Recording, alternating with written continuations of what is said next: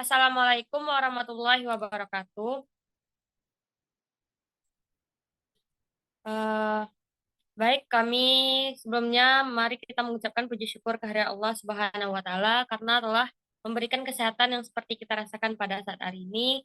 Salawat beserta salam tak lupa pula kita hadiahkan buat arwah Nabi besar kita, yakninya Habibana wa Nabiyana Muhammad sallallahu alaihi wasallam. Allahumma shalli ala Muhammad wa ala ali Muhammad. Yang terhormat kepada dosen pengampu yaitu Ibu Novrianti Ahyar dan Ibu Lutfiani. Baik, kami dari kelompok 2 akan mempresentasikan hasil diskusi kami. Sebelumnya saya akan memperkenalkan anggota kelompok saya sendiri Azara Fitri Stefana sebagai moderator, dan rekan saya Dearna Eza, Betty Adriani Dona, dan Desi Anggreni. Baik, langsung saja kita pembacaan materi pertama yang mana akan dibaca oleh rekan saya yaitu Dearna Eza. Kepada Dearna dipersilakan.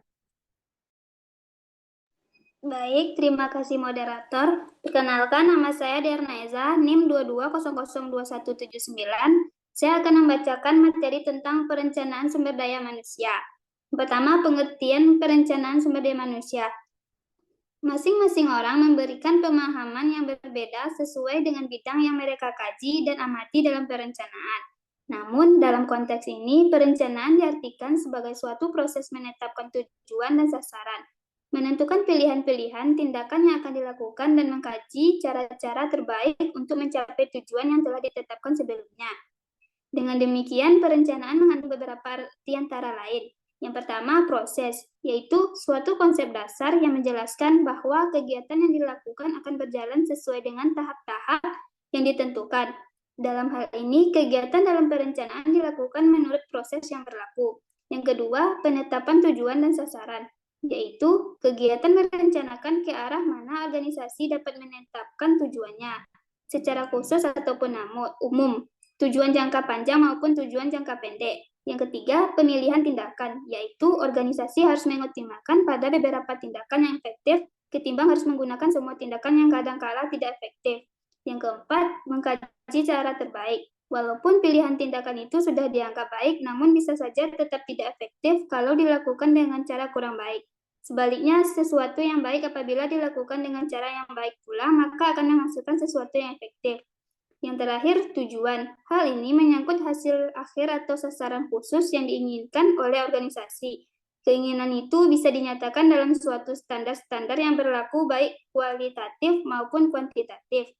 Pengertian perencanaan menurut para ahli. Yang pertama, menurut George R. Terry, 1975. Perencanaan adalah pemilihan dan menghubungkan fakta-fakta, membuat serta menggunakan asumsi-asumsi yang berkaitan dengan masa datang dengan menggambarkan dan merumuskan kegiatan-kegiatan tertentu yang diyakini diperlukan untuk mencapai suatu hasil tertentu.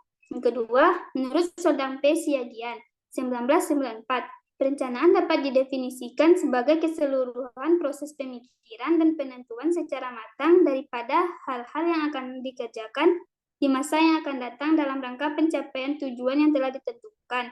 Yang ketiga, menurut Peter Hall, 1992, perencanaan adalah penyusunan rangkaian tindakan secara berurut yang mengarah pada pencapaian tujuan. Jadi dapat disimpulkan bahwa perencanaan adalah tindakan integratif yang mencoba untuk memaksimalkan efektivitas secara total dari organisasi sehingga apa yang dibutuhkan tercapai. Sekian penyampaian materi dari saya kembalikan kepada moderator. Baik, terima kasih kepada Dea. Materi selanjutnya akan dibacakan oleh rekan saya yaitu Desi Anggreni. Kepada Desi dipersilakan. Baik, terima kasih moderator. Saya akan membacakan proses perencanaan sumber daya manusia.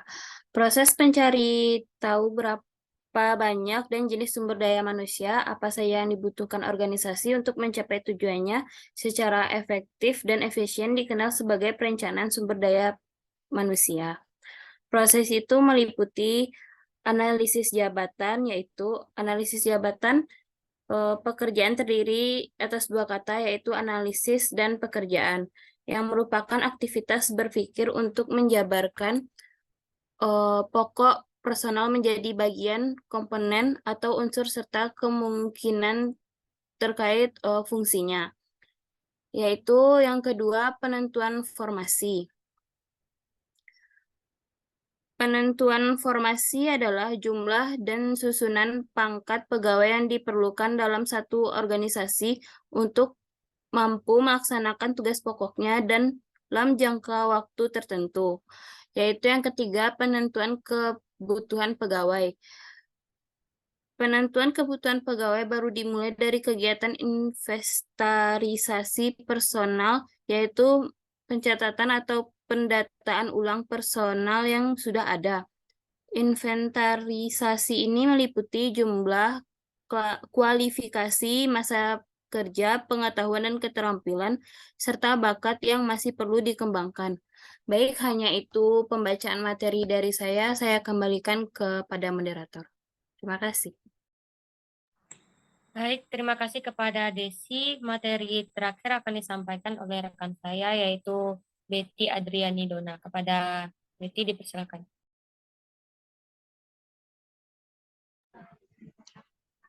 Baik, terima kasih moderator. Di sini saya akan menyampaikan materi mengenai pengadaan sumber daya manusia di kantor ataupun lembaga. Pengadaan tenaga kerja merupakan suatu proses penarikan, seleksi, penempatan, orientasi, dan induksi untuk merekrut pegawai yang memenuhi persyaratan dan memberikan kontribusi terhadap pencapaian tujuan organisasi. Pengadaan tersendiri memiliki beberapa bagian. Yang pertama adalah perekrutan. Perekrutan adalah proses menentukan dan menetapkan atau membuka pekerjaan. Selama dalam promosi, usaha dibuat untuk pelamar secara penuh tentang kualifikasi untuk menjalankan pekerjaan dan kesempatan karir. Yang kedua, di sini dijelaskan juga metode-metode apa yang digunakan untuk perekrutan karyawan. Yang pertama ada metode tertutup. Metode ini adalah ketika penarikan hanya diinformasikan kepada para karyawan atau orang-orang tertentu saja. Sedangkan yang kedua ada metode terbuka. Metode ini adalah metode yang penarikannya diinformasikan secara luas dengan memasang iklan di media massa atau cetak agar tersebar luas ke masyarakat. Yang kedua ada penarikan pegawai. Dalam penarikan pegawai ada dua proses yang dilakukan. Yang pertama ada penentuan dasar penarikan. Penentuan dasar penarikan adalah penentuan yang berpedoman kepada spesifikasi pekerjaan yang telah ditentukan untuk menduduki jabatan tersebut. Yang kedua ada penentuan sumber-sumber penarikan. Setelah diketahui spesifikasi pekerjaan karyawan yang dibutuhkan, harus ditentukan sumber-sumber penarikan calon karyawan. Sumber penarikan calon karyawan berasal dari internal dan eksternal. Yang terakhir ada seleksi. Seleksi sumber daya manusia merupakan bagian penting dalam keseluruhan proses manajemen sumber daya manusia. Karena seleksilah yang menentukan apakah dalam organisasi terdapat sekelompok pegawai yang memenuhi tuntutan organisasional atau tidak. Seleksi memiliki dua metode. Yang pertama ada metode ilmiah, adalah metode seleksi yang didasarkan atas spesifikasi dan kebutuhan nyata, jabatan, serta kriteria dan standar yang jelas. Dan yang kedua ada metode non-ilmiah. Metode yang dilaksanakan tidak didasarkan kepada standar atau spesifikasi jabatan, hanya didasarkan kepada perkiraan dan pengalaman.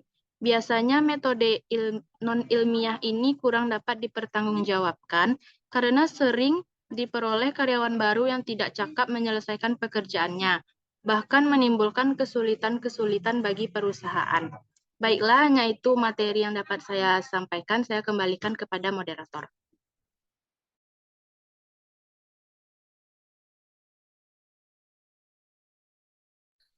Baik, terima kasih kepada Betty. Itu saja presentasi dari kelompok kami. Jika ada kesalahan, kami mohon maaf. Wassalamualaikum warahmatullahi wabarakatuh.